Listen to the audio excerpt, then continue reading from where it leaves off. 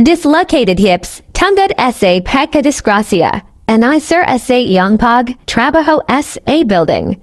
So mo na si sir guys no, tungkol sa iyang pagka-disgrasya sa pag-construction niya, nahulog siya. Medyo dili na gyud siya ka lakaw-lakaw tarong. Baro kintay ka tay na lakaw na kay kadali. Lagi muon ko lagi. Oh. So mo kahintay ni tatay. Kuan di ni mo kuan. Di matukod lagi ni kay matukod lagi niyo. So di na ni sa Dinhira diferensya ni diri wala ni sa likod wala. di na ni sa kalakaw no kay na-dislocate niya hips. Sige, lingkod ka, lingkod.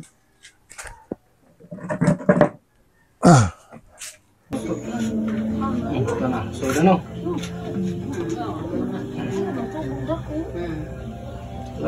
Alam.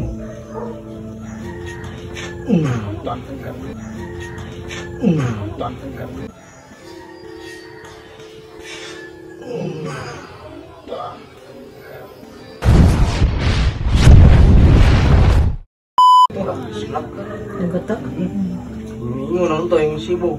Sugod. Tignan. Patik lang niya.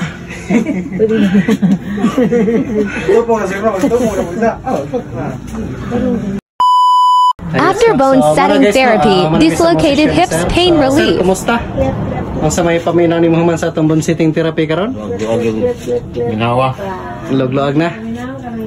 Yes, kuan. Oo.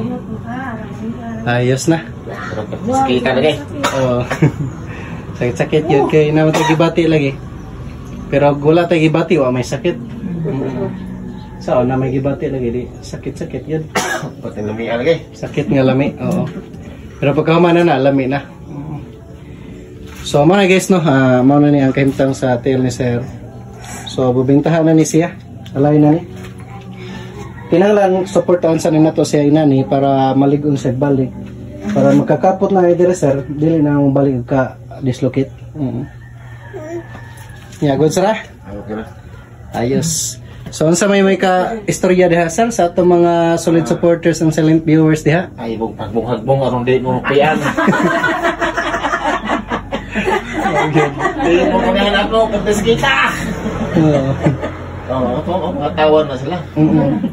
So mo na guys no, sa mga construction worker diha no, amping gyud ta kanunay no kay dili lalim gyud mag-disgrasya ta.